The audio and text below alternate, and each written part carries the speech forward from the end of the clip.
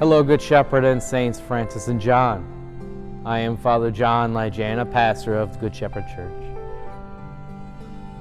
This week we prepare with the Gospel message for the 24th Sunday of Ordinary Time. A reading from the Gospel according to Mark.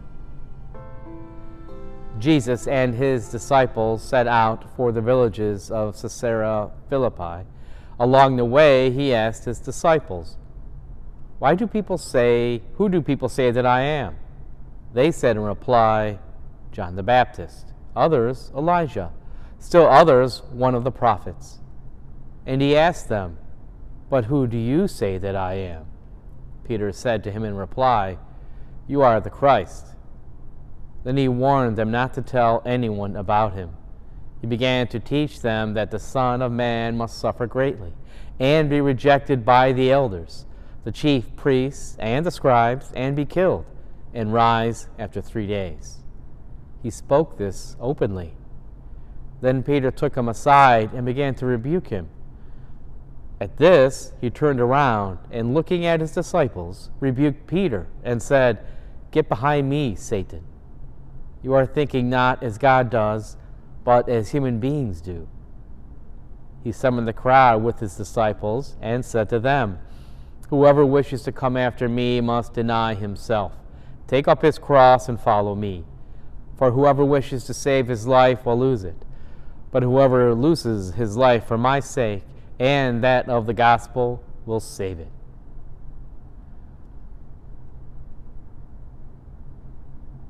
All of us are asked to take up a cross by Jesus.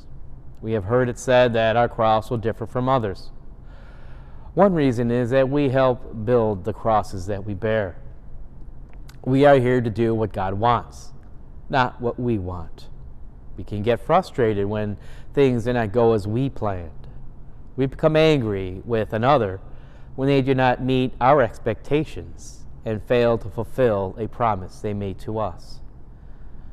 These may be situations where God's will differ from ours. So, we must try to accept these situations as a moment when what you wanted to happen was not what should have happened. What can help us accept this is to try to answer the question, why the difference between my desired outcome and the real outcome?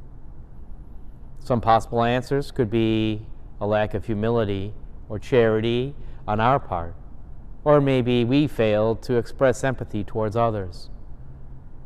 We do not know God fully, so these situations will continue.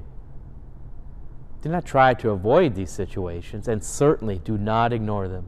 What we must do is endure each and every one of them.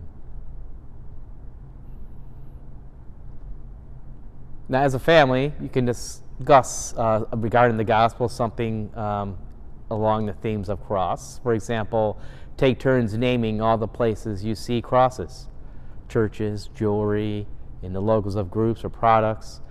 Try remembering how many different areas within your church that you see a cross. How many are there? How is your faith connected to a cross?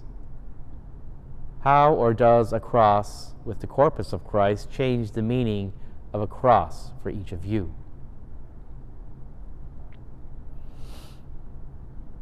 As we prepare for the 24th Sunday in Ordinary Time, we learn that Jesus tells us we must carry crosses, challenges in our lives. Make sure that every room in your home has a cross display. It isn't necessary to go out and buy a new cross. Google how to craft a cross for fun ideas about making crosses for every room in your home. These will be a good reminder that why we are here, for Him and to do His will and not ours.